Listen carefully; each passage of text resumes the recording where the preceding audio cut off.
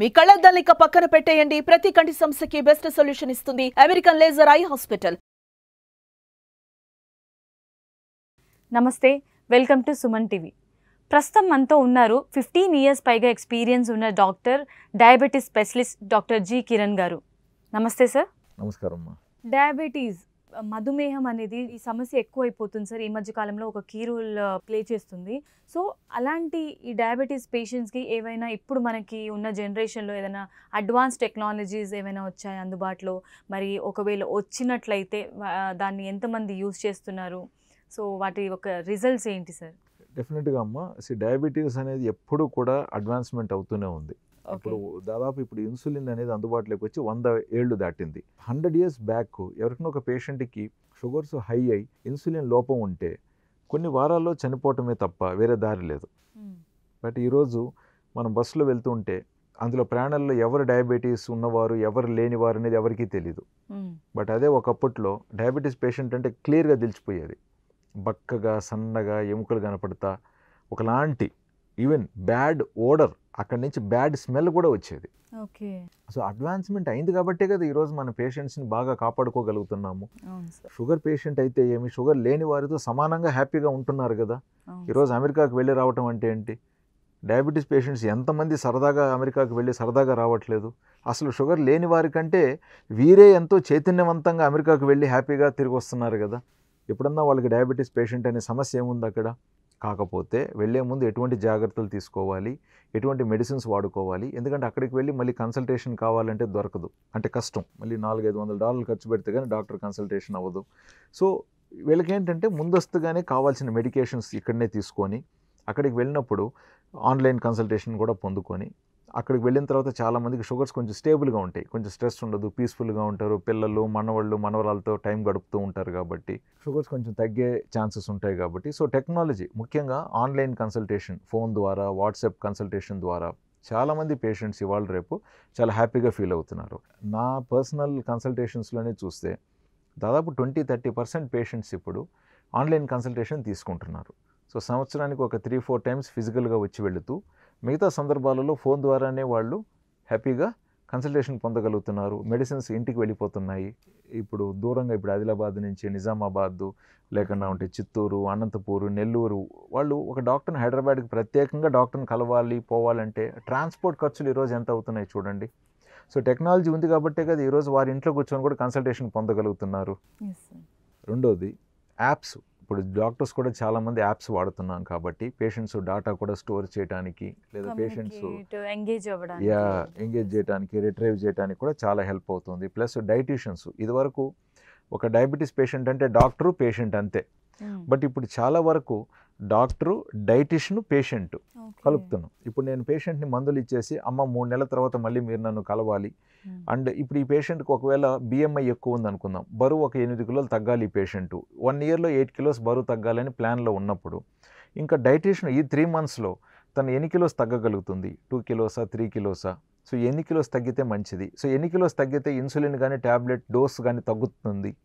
ఇదన్నీ కూడా మనము ఒక ఫార్మాట్లో ఒక ప్లాన్డ్గా వెళ్ళగలుగుతున్నాం కదా. సో న్యూట్రిషన్ కోచ్ కూడా చాలా వరకు వాట్సాప్ వీడియో కన్సల్టేషన్స్లో ఏమేమి తినాలి, ఏమేమి తినకూడదు అనేది బాగా చెప్పగలుగుతున్నారు.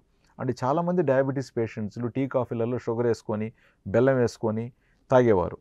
ఇప్పుడు ఈ ప్రాపర్ మానిటరింగ్ ద్వారా వాళ్ళని ఈ షుగర్ వేసుకోవటాన్ని నుంచి డీమోటివేట్ చేసి, అంటే షుగర్ వేసుకోకుండా ఎంత మంచి హెల్తీగా ఫుడ్ తీసుకోవచ్చు అనే దాంట్లో వాళ్ళని ఎంకరేజ్ చేసి, మోటివేట్ చేసి మనం ముందుకు తీసుకెళ్ళగలుగుతున్నాం కదా. సో అది చాలా వరకు హెల్ప్ అవుతుంది. అంతేకాకుండా మెడిసిన్స్ కూడా ఇటీవల కాస్ట్లీగా ఉన్న మెడిసిన్స్ పెటెన్సీ కంప్లీట్ అవ్వటం వల్ల మన ఇండియన్ కంపెనీసే వాటిని తయారు చేయడంతో మనకు ఆ మెడిసిన్స్ చాలా వరకు అందుబాటులోకి రావడం వల్ల కూడా చాలా యూస్ అవుతున్నాయి ఇప్పుడు మనకి. అంతేకాకుండా ఇంకా డయాబెటీస్ టెక్నాలజీలో టెస్టింగ్ గురించి ఒకప్పుడు ఏంటంటే ఫాస్టింగ్, పోస్ట్ ప్రండిల్ చెక్ చేసేవాళ్ళు, లేదా హాస్పిటల్ అడ్మిట్ అయితే రోజుకు ఒక 4-5 సార్లు టెస్ట్ చేసి మెడిసిన్స్ అడ్జస్ట్ చేయగలిగేవాళ్ళం. బట్ ఇప్పుడు కంటిన్యూస్ గ్లూకోజ్ మానిటరింగ్ ద్వారా పేషెంట్కి ఏ మెడిసిన్ ఎంత మోతాదు పనిచేస్తుంది, ఏ పూట పనిచేస్తుంది, ఏ పూట పని చేయకపోతే షుగర్ లెవెల్స్ ఏ పూట పెరుగుతున్నాయి, ఎంత పెరుగుతున్నాయి, సో ఎంత పెరుగుతున్నాయి, మరి దాన్ని తగ్గించాలంటే ఎటువంటి మెడిసిన్ ఏ టైంలో వాడితే తనకు బెస్ట్గా ఉంటుంది అని ఇవాళ రేపు చాలా క్లారిటీగా మనము చేయగలుగుతున్నాం.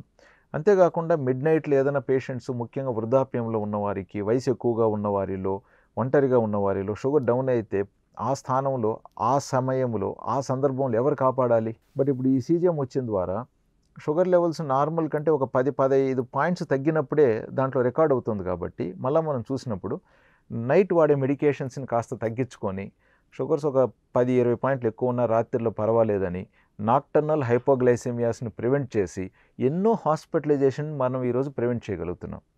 ఇవాళ రేపు అర్ధరాత్రిలో పేషెంట్స్ షుగర్ డౌన్ అయిపోయిందని వచ్చే వారి సంఖ్య చాలా తగ్గిందండి. మీకు ఒకప్పుడు 108 వచ్చినప్పుడు ప్రతి మూడవ కాల్ లో షుగర్ గురించి కంప్లైంట్తోనే వచ్చేది. రాత్రిలో అంబులెన్సులు తిరుగుతున్నది లో షుగర్ పేషెంట్ల గురించి అప్పట్లో చాలా వరకు రికార్డ్ అయినాయి. బట్ ఇప్పుడు ఈ టెక్నాలజీ ద్వారా పేషెంట్స్ని మనం అప్రమత్తం చేయడం ద్వారా, లేదా ఒకవేళ లో షుగర్ వచ్చిన 2 చెంచాల గ్లూకోజ్ పౌడర్ నోట్లో వేసుకొని మళ్ళీ షుగర్ టెస్టింగ్ చేసుకోవచ్చు. వాళ్ళ సొంతంగా ఇంట్లో గ్లూకోమీటర్ కూడా వాడుకోవచ్చు. సో ఇలాగ వాళ్ళని మనం ఎడ్యుకేట్ చేసి ఎన్నో కాంప్లికేషన్స్ని, ముఖ్యంగా లో షుగర్ కాంప్లికేషన్స్ని మనం ప్రివెంట్ చేయగలుగుతున్నాము. ప్లస్ ఇన్సులిన్ కానీ మాత్రలు కానీ డోసు కూడా కొన్ని సందర్భాలలో పేషెంట్స్కి సొంతంగా ఎంత పెంచవచ్చు లేదా ఎంత తగ్గించవచ్చు కూడా నేర్పిస్తున్నాం. ముఖ్యంగా ఇన్సులిన్ 2 యూనిట్లు పెంచడం షుగర్ తగ్గకపోతే, లేదా షుగర్స్ కొంచెం లైట్గా నార్మల్ కంటే కిందికి తగ్గుతున్నప్పుడు ఒక 2 యూనిట్లు తగ్గించుకోవటం. ఏ పూట ఇప్పుడు ఒక పూట ఇన్సులిన్ వాడుతున్నారా, 2 పూటలు వాడుతున్నారా, ఏ పూట తగ్గించుకుంటే బెటర్ అనేది కూడా మనం సెల్ఫ్ మానిటరింగ్ బ్లడ్ గ్లూకోజ్ ద్వారా ప్లస్ ఈ సెల్ఫ్ ఇన్సులిన్ టైట్రేషన్ కూడా మనం కొంత శాతం నేర్పిస్తున్నాం కాబట్టి పేషెంట్స్ ఇండిపెండెంట్గా ఉండగలుగుతున్నారు. ప్రతిసారి డాక్టర్కి ఫోన్ చేయటం లేదా ప్రతి చిన్న సమస్యకి డాక్టర్ దాకా వచ్చే అవకాశాన్ని తగ్గించి డాక్టర్ యొక్క అవసరాలని పేషెంట్కి తగ్గించి పేషెంట్స్ని ఇండిపెండెంట్గా ఉండేలాగా మనం చేయగలుగుతున్నాం. అంతేకాకుండా ఇప్పుడు కొంతమంది టైప్ 1 డయాబెటిక్స్లో కానీ హైలీ అన్కంట్రోల్డ్ డయాబెటీస్ పేషెంట్స్లో ఇన్సులిన్ పంప్స్ మనం కంఫర్టబుల్గా వాడగలుగుతున్నాం. కొన్ని కాస్ట్లీ మ్యాటర్, నేను కాదనట్లేదు, బట్ ఐసీయూ అడ్మిషన్తో పోలిస్తే ఇవన్నీ చీపే కదా. మరి సామాన్యులు కొనలేరు కదా సార్. మరి కరెక్టే. అదే సామాన్యుడికి ఒక శస్త్రచికిత్స చేయాల్సిన అవసరం వచ్చినప్పుడు కార్పొరేట్ హాస్పిటల్కి వెళ్ళి అదే సామాన్యుడు 2 నుంచి 5 లక్షలు ఖర్చు పెడుతున్నాడుగా. ఆ సామాన్యుడేగా. ఒక ఆటో డ్రైవరు ఒక కార్పొరేట్ హాస్పిటల్లో జ్వరానికి 2 లక్షలు ఖర్చు పెట్టిన సందర్భాలు ఎన్ని లేవు, అవునా కదా? సో ఇటువంటి టెక్నాలజీస్ ద్వారా నువ్వు అవన్నీ ప్రివెంట్ చేయగలుగుతున్నావు కదా. ఇప్పుడు ఒక సామాన్యుడికి హార్ట్ అటాక్ వచ్చి ఈరోజు ఒక ట్రీట్మెంట్ లేకొస్తే ఎన్ని లక్షలు ఖర్చు అవుతున్నాయి? ఆరోగ్యశ్రీ ఉంది, నేను కాదనట్లేదు, బట్ ఆరోగ్యశ్రీ కూడా పేషెంట్కి ఫ్రీ అయి ఉండొచ్చు, బట్ గవర్నమెంట్ ఖర్చు పెడుతుంది కదా, బ్యాక్ ఎండ్ నుంచి ల్యాక్స్లో ఖర్చు అవుతుంది కదా. సో నువ్వు షుగర్స్ ఇవన్నీ ప్రాపర్గా కంట్రోల్లో పెట్టుకుంటే ఈ ఖర్చులన్నీ నివారించవచ్చు కదా. ఇప్పుడు ఒక పేషెంట్కి కిడ్నీ ఫెయిల్యూర్ అయితే తర్వాత డయాలిసిస్కి ఎంత ఖర్చు అవుతుంది సామాన్యుడికే నేను చెప్తున్నాను. అదే సామాన్యుడు ముందస్తుగా అప్రమత్తంగా మంచి వైద్యాన్ని పొంది ఉంటే మరి సమస్యలన్నీ మనం నివారించుండొచ్చుగా. సో నేను ఎవరిని తప్పు పట్టట్లేదండి, I'm just encouraging the people. ఇవాళ రేపు కాంప్లికేషన్స్లోకి గురయ్యేది ఆ సామాన్యులే. వైద్యం ఖర్చు పెరుగుతుందండి రోజు రోజుకి, డాక్టర్స్కి కూడా ఖర్చులు పెరుగుతున్నాయి. ఈరోజు ఒక చిన్న క్లినిక్ నడపటానికైనా ఒక నర్సింగ్ హోమ్ నడపటానికైనా అయ్యే ఖర్చు మామూలు ఖర్చులు కాదండి. ఒక 30 years బ్యాక్ డాక్టరు సరదాగా వాళ్ళ ఇంట్లో ఒక రూమ్లో క్లినిక్ హ్యాపీగా నడిపించుకోగలిగేవారు, ₹1 ఎక్స్ట్రా ఖర్చు కాకుండా, రన్నింగ్ కాస్ట్ కాకుండా.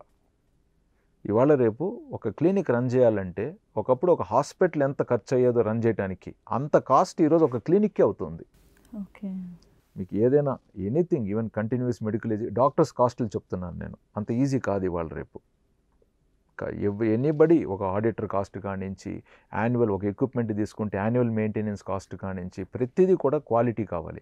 ఇప్పుడు టెక్నాలజీ అంటున్నాము, సాఫ్ట్వేర్లు అంటున్నాము, అన్నీ ఎవరు ఊరికే ఇవ్వట్లేదు కదా, వాటికి అన్నిటికీ సంవత్సరం తిరిగి డబ్బులు కట్టాలి కదా. సో ప్రతిదీ కాస్ట్ పెరుగుతుంది కాబట్టే మీరు ఆరోగ్యంగా ఉంటే పెద్ద పెద్ద ఖర్చుల్ని తప్పించుకొని ఆరోగ్యంగా ఉండొచ్చు అనేది నా పాయింట్. సో ఇన్సులిన్ పంప్స్ అంటే ఒక ఐసీయూని తీసుకొచ్చి వాళ్ళు పాకెట్లో పెట్టుకున్నట్టే. ఇవాళ రేపు మనం ఒక ఫోన్ జోబీలో పెట్టుకుంటున్నాం. ఒకప్పుడు ఒక ఇంటర్నెట్ సెంటర్ నడిచేది. ఒక ఫ్యాక్స్ పంపించాలన్నా, ఒక జెరాక్స్ తీయాలన్నా, లేకంటే ఒక ఈమెయిల్ పంపించాలన్నా ఒక ఒక ఒక ఒక కంప్యూటర్ సెంటర్కి వెళ్ళేవారు. సో ఈరోజు ఒక ఫోన్ మనం జోబీలో పెట్టుకుంటే ఒక కంప్యూటర్ సెంటర్ని జోబీలో పెట్టుకున్నట్టేగా. అలాగా తప్పనిసరి పరిస్థితుల్లో హై షుగర్ కంట్రోల్ కాని వారిలో వాళ్ళు అఫోర్డ్ చేయగలిగితే ఈ ఇన్సులిన్ పంప్ అనేది కూడా ఒక ఐసీయూ ఒక పాకెట్లో పెట్టుకున్నట్లే. సో దాని ప్లస్ ఇన్సులిన్ పంపు కొనుక్కున్నంత మాత్రం షుగర్స్ కంట్రోల్ అవుతుందని అనట్లేదు, దాన్ని ప్రాపర్గా వినియోగించాలి. దాంట్లో వీళ్ళకి ఎంత ఇన్సులిన్ అవసరం ఉందనేది డెలివరీ సిస్టమ్ అంతా ప్రాపర్గా ప్రోగ్రామ్ చేయాలి. అక్కడ కూడా వాళ్ళు మళ్ళీ టెస్ట్ చేసుకోవాలి, అవసరమైనంత ఇన్సులిన్ తీసుకోవాలన్నమాట. బట్ ఇదంతా కూడా ఈజీ అయిపోయింది. ఇప్పుడు ముఖ్యంగా చిన్నపిల్లలు ఒకప్పుడు షుగర్ హై అయితే ఇంట్లోనే ఉండాలి, స్కూల్కి పోలేరు. బట్ ఈరోజు మంచి ఇన్సులిన్ అవసరమైంది తీసుకుంటూ, అవసరమైన మోతాదులో తీసుకుంటూ, ఒకవేళ వాళ్ళు పంపులో ఉంటే పంపు వాడుకుంటూ, నలుగురు పిల్లలతో పాటు వీళ్ళు ఎంత బాగుంటున్నారు, ఎంత ఆరోగ్యంగా ఉంటున్నారు, మంచిగా చదువుకుంటున్నారు. ముఖ్యంగా నా దగ్గర ఉన్న టైప్ 1 డయాబెటిక్స్ పేషెంట్స్ అయితే I'm so proud of them అండి. అద్భుతంగా చదువుల్లో వాళ్ళు నెంబర్ 1లో ఉంటున్నారు చదువుల్లో. చాలామంది నాకు తెలిసి వీళ్ళలో డాక్టర్స్ అవ్వచ్చు, రేపు ఇంజనీర్లు అవ్వచ్చు, లేదా రేపు చాలా వరకు వీళ్ళు అవుట్ ఆఫ్ కంట్రీ వెళ్తున్నారు కూడా. ఎంతోమంది వెళ్ళారు నా పేషెంట్స్లో చాలా వరకు బయటికి. ముఖ్యంగా పాపలైతే నేను చాలా ఎంకరేజ్ చేస్తాను వాళ్ళని, చదువుకోవాలి, ఎగ్జామ్స్లో మంచి మార్క్స్ రావాలి అని చెప్పి. ఎంతోమంది పిల్లలు అద్భుతంగా చదువుకొని మంచి శిఖరాలకి వాళ్ళు ఎదగగలుగుతున్నారు ఎంతో ఆరోగ్యంగా. సో ఇదంతా ఎలా పాసిబుల్ అవుతుంది? టెక్నాలజీతోనే కూడా. ఇది డైరెక్ట్గా రిలేటెడ్ కాకపోయినప్పటికీ కూడా, బట్ ఇండైరెక్ట్గా కూడా ఇది చాలా టచింగ్ టాపిక్ మీరు అడిగారు. థ్యాంక్ యూ అండి. థ్యాంక్ యూ అండి. సో టెక్నాలజీ గురించి, డయాబెటీస్ వాళ్ళకి ఎలా ఉపయోగపడుతుంది అనేది మాకు చాలా చక్కగా వివరించారు. Thank you so much.